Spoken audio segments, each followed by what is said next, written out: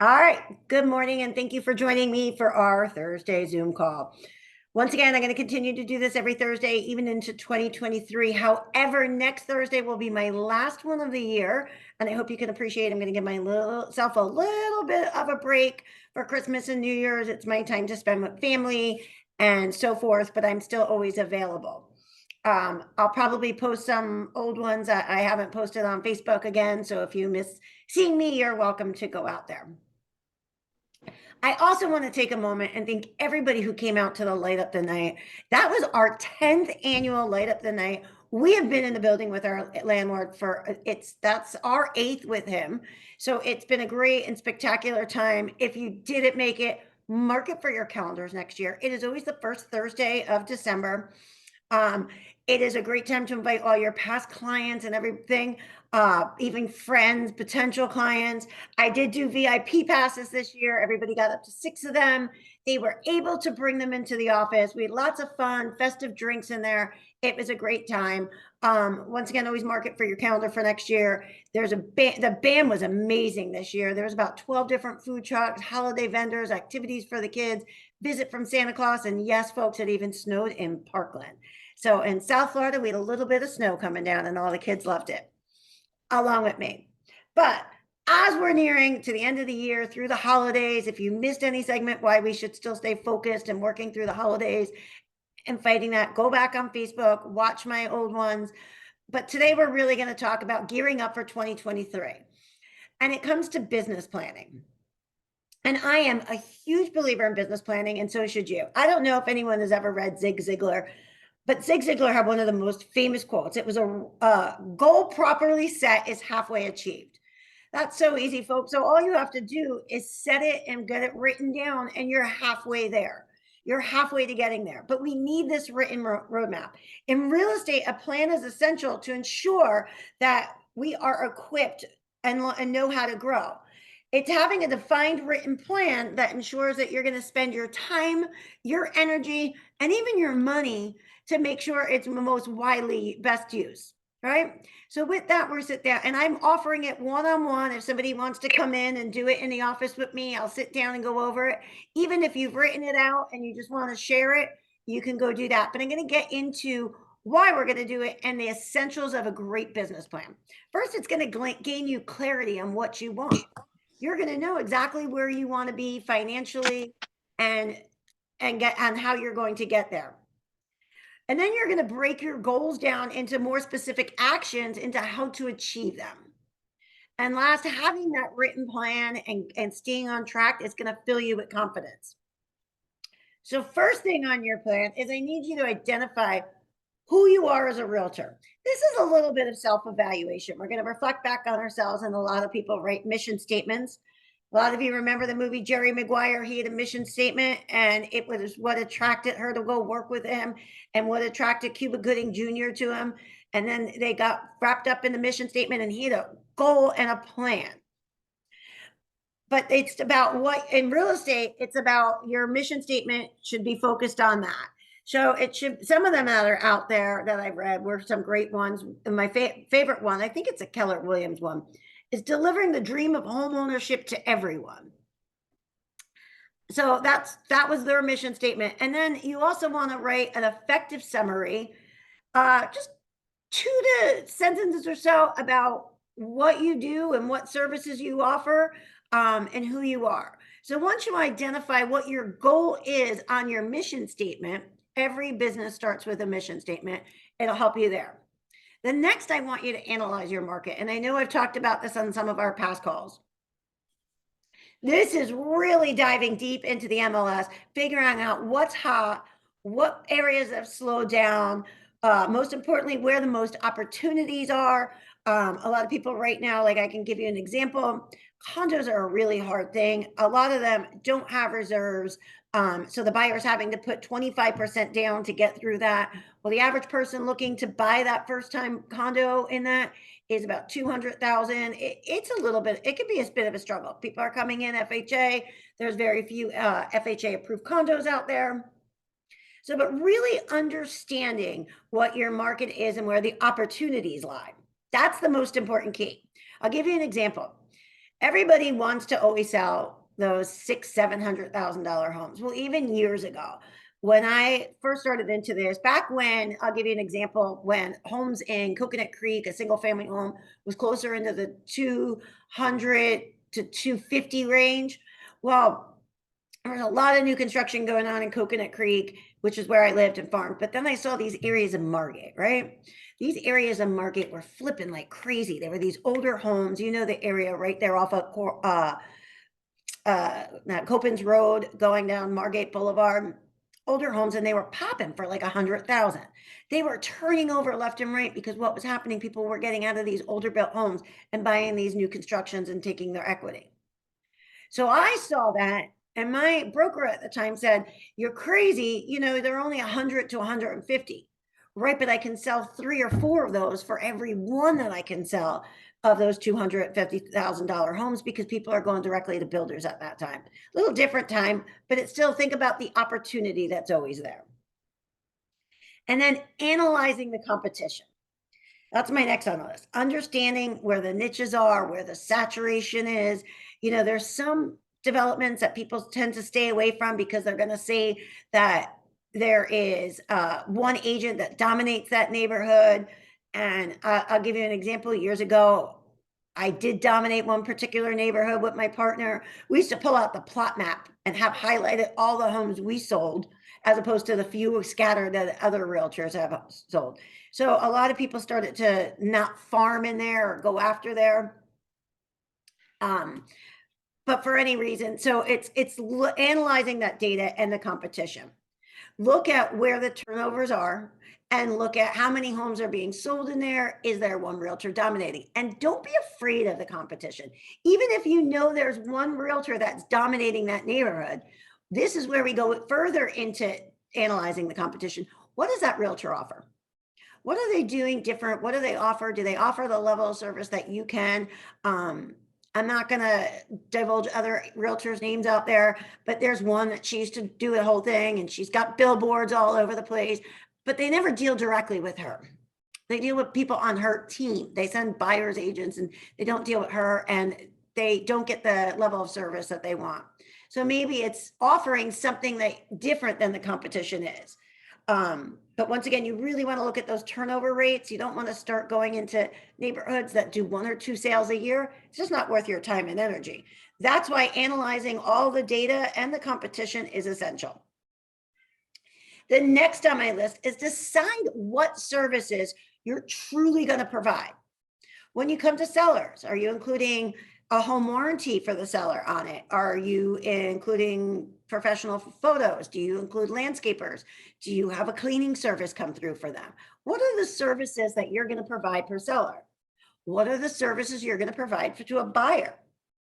Are you going to separate these into out-of-state buyers, first-time home buyers? Do you have a brochure maybe set up for out-of-state buyers so they can understand the area? I know of a realtor that worked solely with out-of-state buyers and was bringing people down. He moved here from New York, had relationships. And what he did is went to some of the local hotels and got discounts at the hotels for his buyers. He was getting them 25% off. It was a great thing for him to be offering that other realtors weren't. If it's first-time home buyers, are you doing seminars? I've told you all this before. We do them in the office. I've got all the material. All you need to do is you market it and you run it, and we've got the material, and we'll come in and talk on the lending side. You can talk on the real estate side, and you can do a first-time home buyer seminar right there in the office in the evening, and we'll support you 100% through it. So decide what the services you are and write them down. Then you want to think about a primary offering and a potential offering. The primary is what you're doing now and what you're skilled at, what you do good right now. The potential is where you have the opportunity to grow.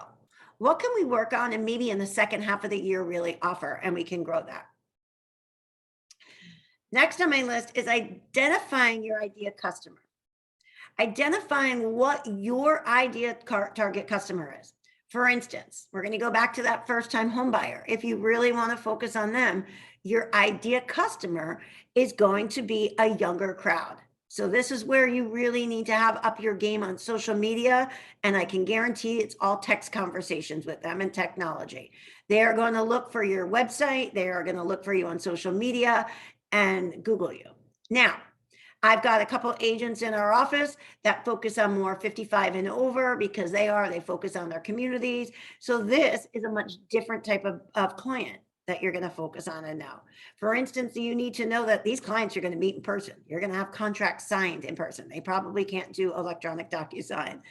And everything is going to be a phone call. Don't text them or email them because that's just the way that those difference in generations are. If you're dealing with young professionals, you may want to make into consideration that they are always going to want to meet you after business hours and communicate primarily after business hours because on weekends. So you have to know that you're going to be giving up that time for them. The next on my list is I want you to do what is referred to as a SWOT analysis, not SWAT team, like with the SWAT, it's SWOT. And I need you to be as honest as you can with this. It's going to identify your strengths, your weaknesses, your opportunities, and your threats. So with that, you need to be honest with yourself. What truly are my strengths? Are my strengths that I am great with the first time I meet somebody?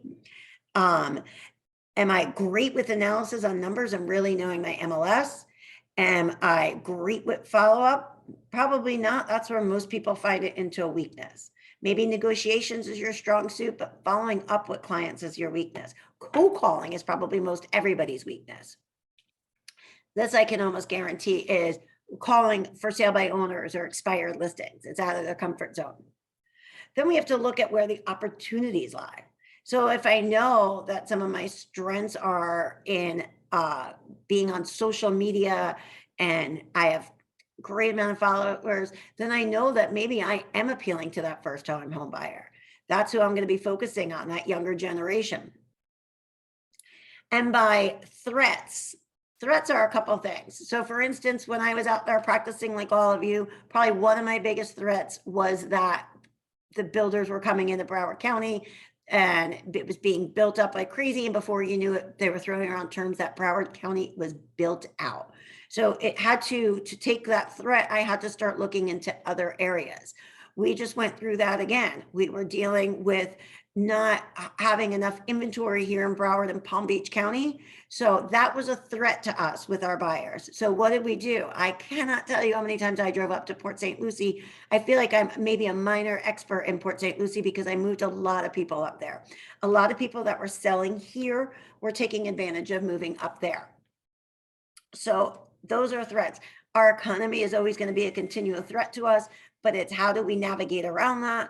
How do we deal with the rising interest rates? I've talked about that on the last calls on how to really thrive in this. If you've missed them, go back on Facebook and watch them. How to really spin it and make it effective, why they should buy, even though we have rising interest rates, and why they should buy now. But that was on another call. Next, we're going to get into your financial, your personal, and your growth goals. First thing we're going to do is look at your last 3 years of business.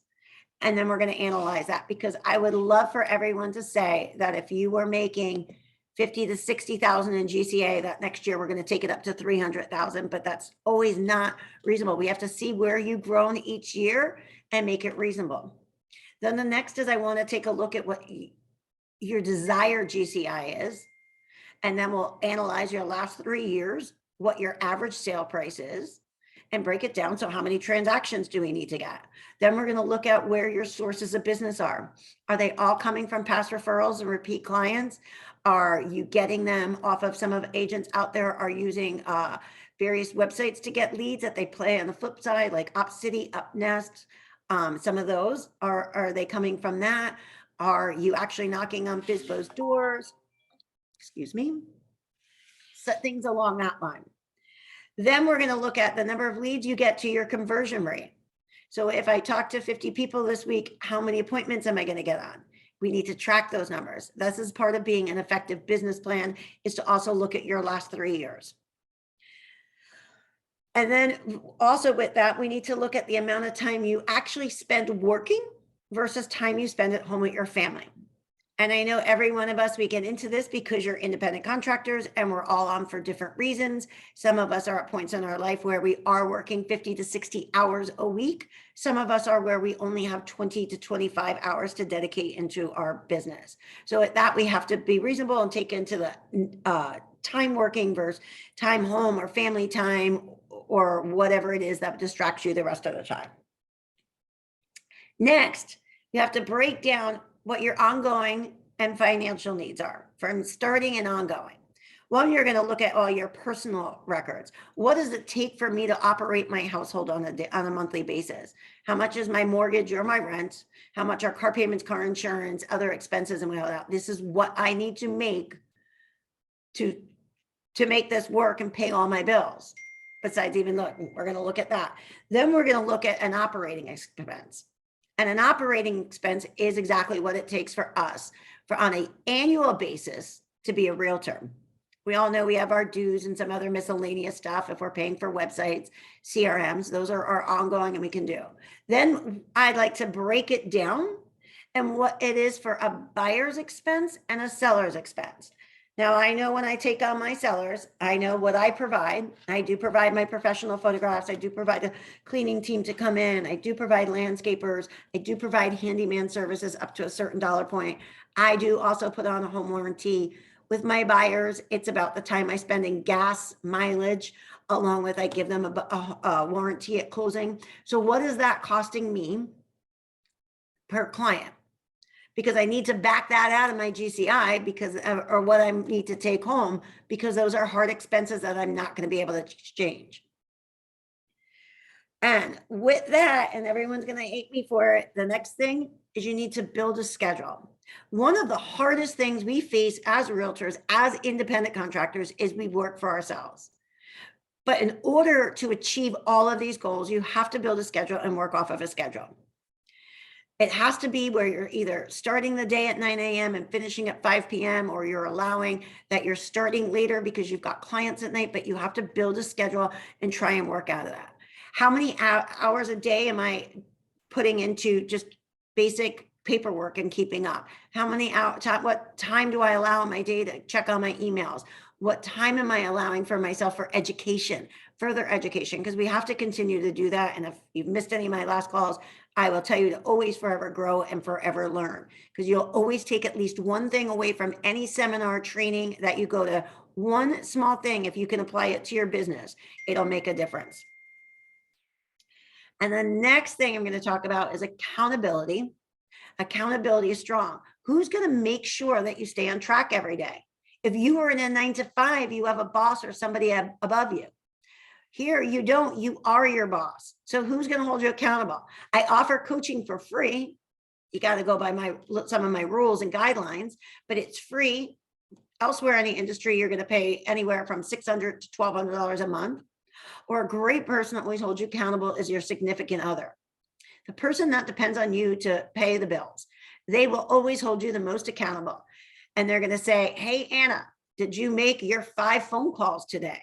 Hey, Giovanni, did you, post on social media? Have you done one training this month? They are going to hold you accountable. And the biggest part of accountability is to revisit your business plan. Some people glance at it every day. Some people glance at it once a week. Some people glance at it once a month. But whatever you are doing, you should at least be revisiting it quarterly at the very minimum. Did I hit my target for this quarter? For instance, if your target is to close 20 transactions by the end of next year, you need to be doing 5 a quarter. Did I close 5 this quarter? No, I did not. What do I need to make up 2 more transactions next quarter? What can I build on and where are my strengths? We're going to go back to the beginning of our business plan.